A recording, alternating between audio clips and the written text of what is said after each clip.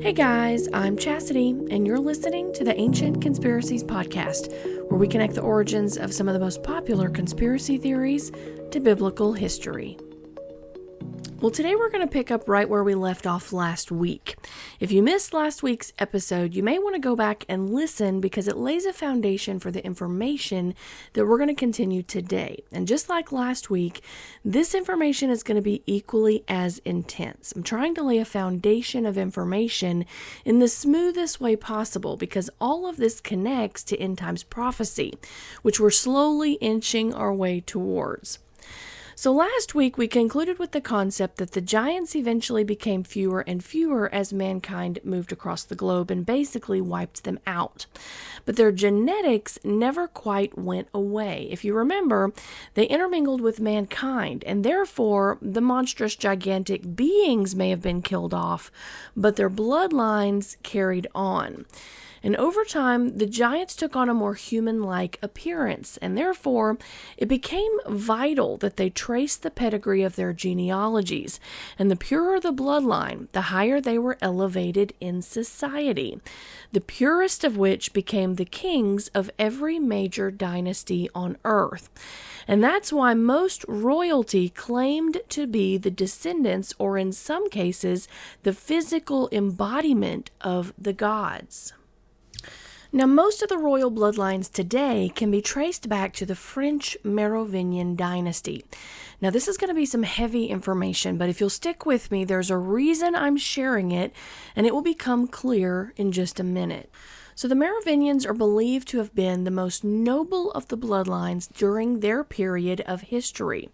And the Merovingians trace their origins back to Arcadia, and Arcadia was in ancient Greece in the Peloponnesian Mountains.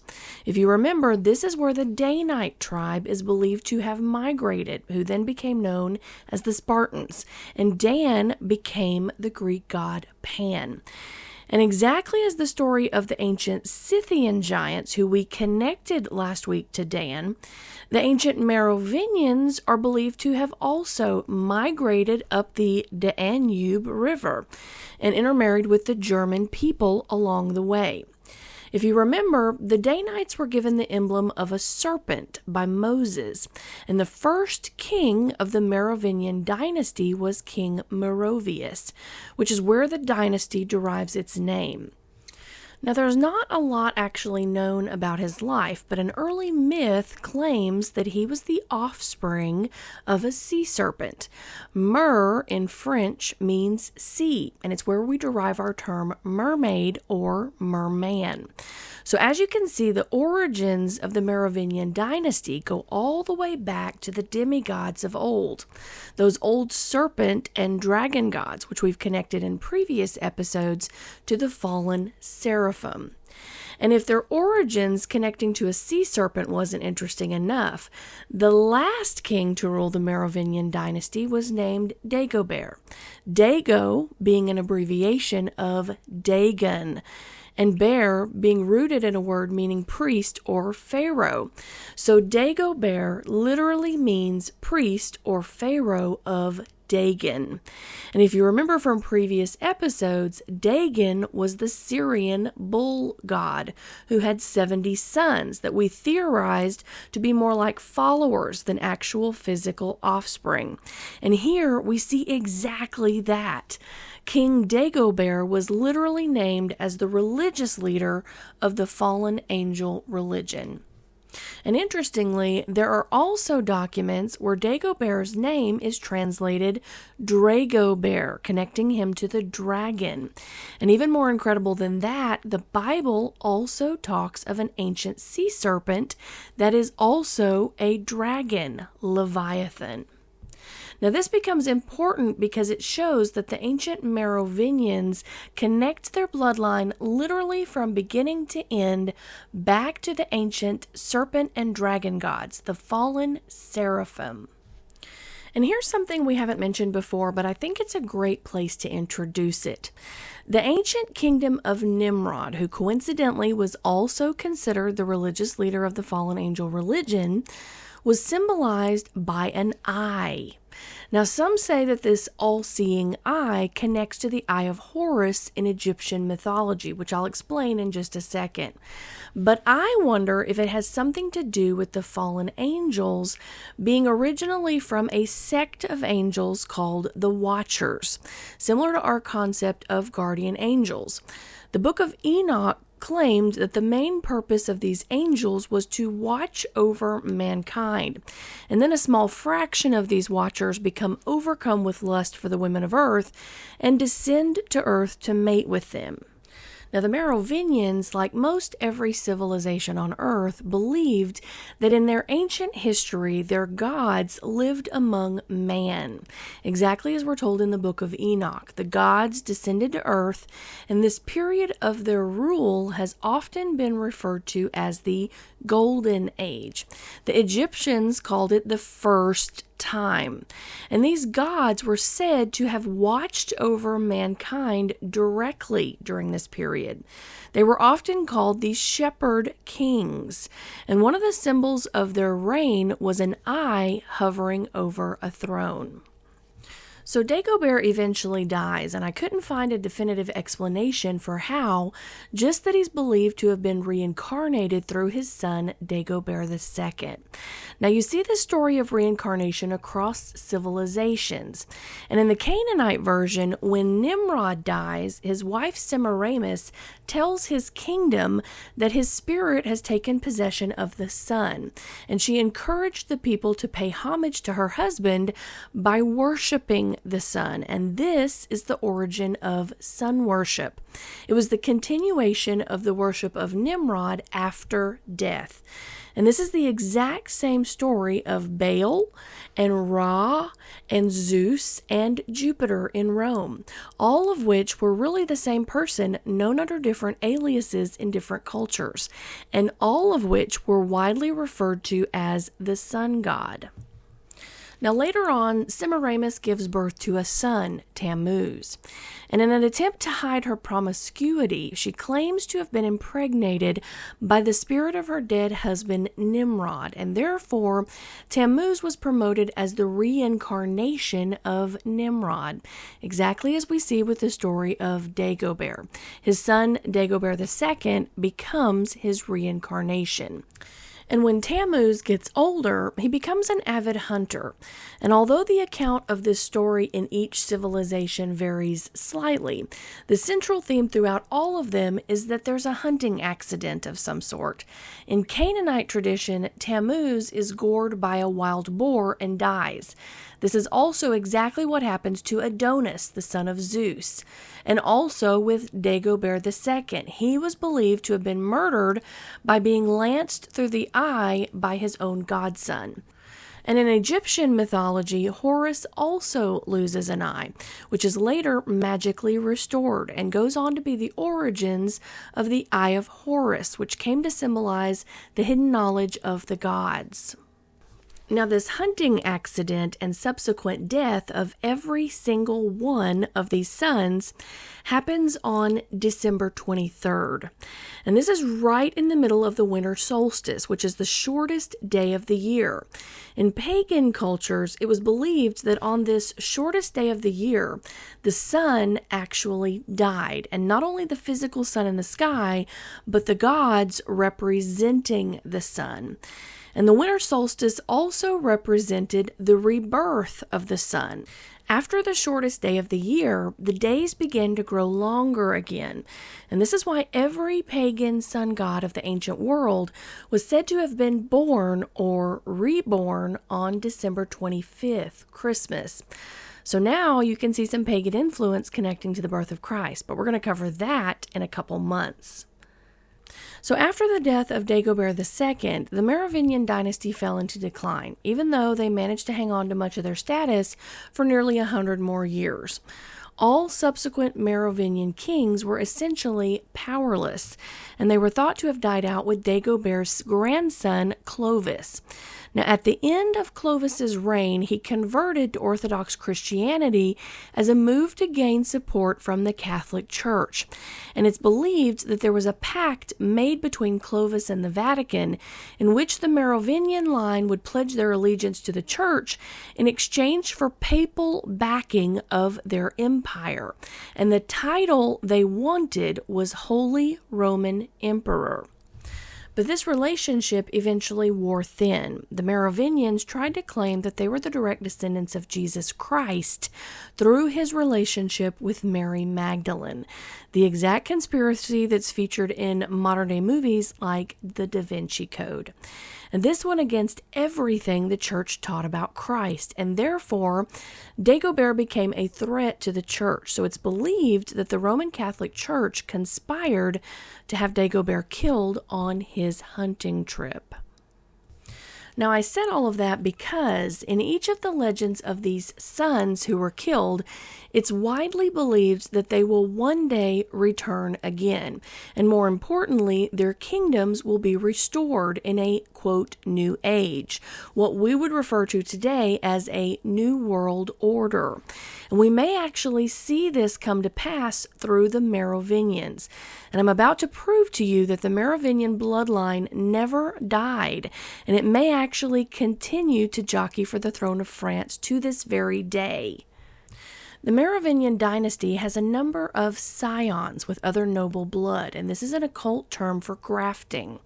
As I said earlier, most of the royal bloodlines today can be traced back to the Merovingians, and one of these scions is exactly what we just mentioned. They falsely claim to be the descendants of Jesus Christ and Mary Magdalene. Now, Mary Magdalene was a descendant of the Benjamites, and they also connect to the Benjamites through other scions.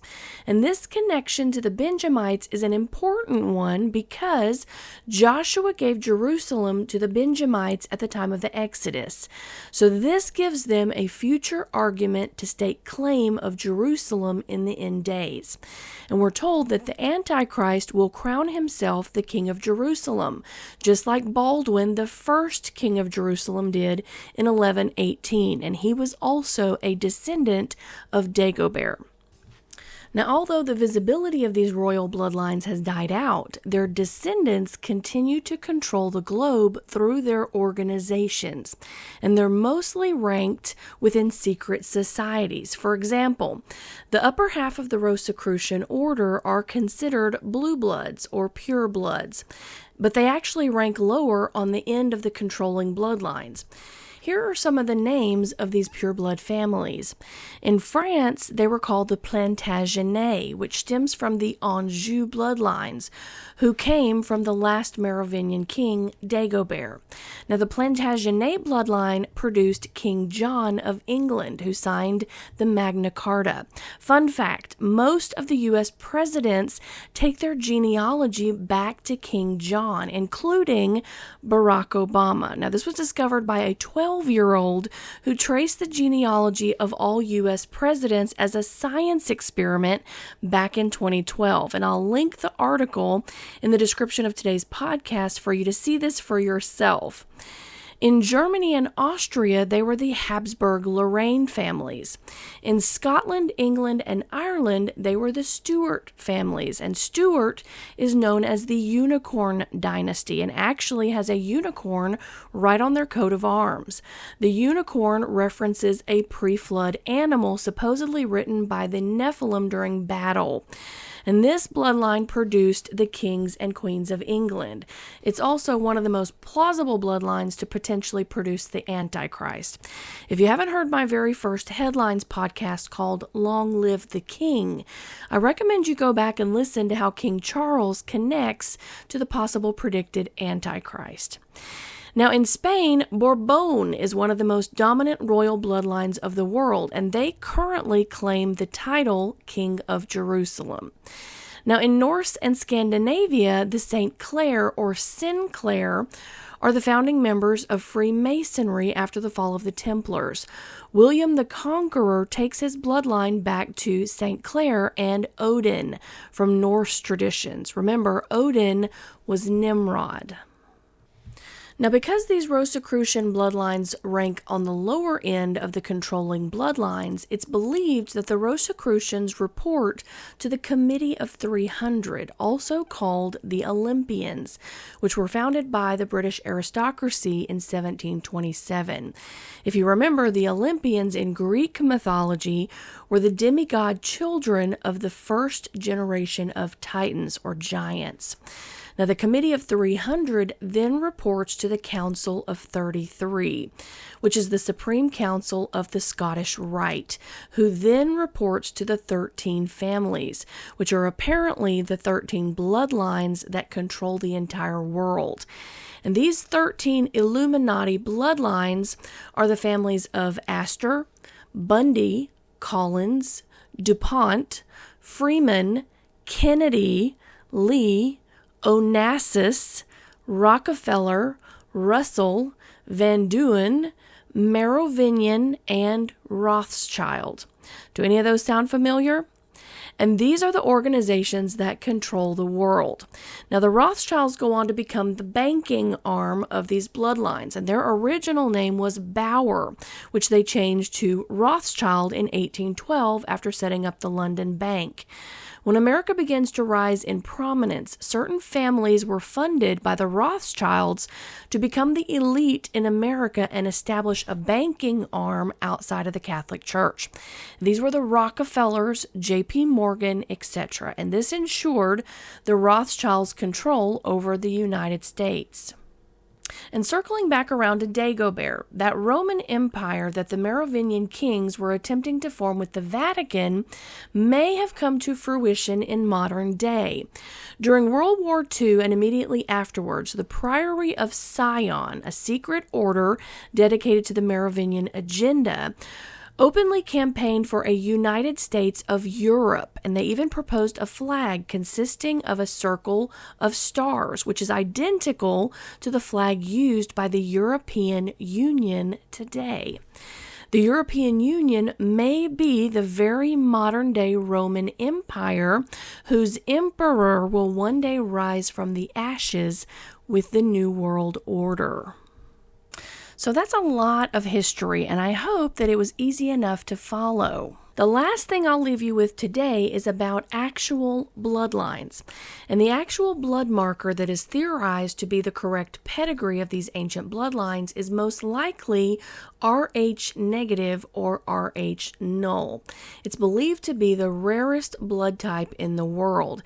And an article posted earlier this year in February 2022 called it golden blood, which I found interesting because it made me think of the golden age when the gods dwelt among man. The most concentrated group of people with Rh negative blood comes from the Basques in southern France, again connecting to France where the Merovingians originated. The Basques are an ancient Aboriginal indigenous group located right in the heart of Europe. And if you remember, we said last week that the Basques have legends of giants in their history, specifically giants who they believed held secret ancient knowledge and wisdom unknown to the children of God, the Christians. And the Basques have the highest concentration of Rh negative blood in the world. Now, there's only 15% of people in the entire world with Rh negative blood, yet 35% of the Basque population has it. Now, there are 4 different blood types, O, A, B, and AB. And there are 2 different variants of these types measured by Rh or rhesus. It's a measure of antigens in the blood, and 85% of the global population is Rh positive and have no issues receiving blood from either positive or negative donors. But blood transfusions from an Rh positive person to an Rh negative person may be fatal. Their body will try to destroy the foreign antigens. In fact, women who are Rh negative reproducing with an Rh positive partner could prove fatal to the fetus. Her body could completely reject the pregnancy. Now, people with Rh null or Rh negative blood are also known for having lower than average blood pressure, lower than average pulse, and in some cases they even have an extra vertebra in their back. And Rh negative wasn't known to exist in the Americas, Southern Africa, or Asia until people started colonizing. And until that happened, Rh negative seems to have been contained solely in Europe. There are even theories that Rh negative people evolved from a separate species of being on the planet. I wonder who that could be. And the Basques themselves actually believe that they are the most pure of the bloodlines, Homo Atlantis. They claim to be the survivors after the flood, who settled in northwest Spain and southwest France, who started the civilizations of Egypt, Mesopotamia, and Scythia. Mesopotamia being the kingdom of Nimrod, and Scythia being the very location where the giants may have first reappeared after the flood.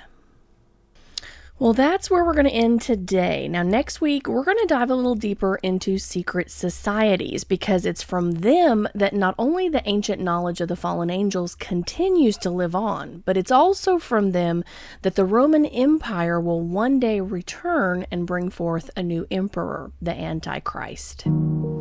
As always, if you've enjoyed today's content, please hit the subscribe button, rate today's episode. I'd love to hear your feedback, and share this podcast with a friend. We'll see you next week.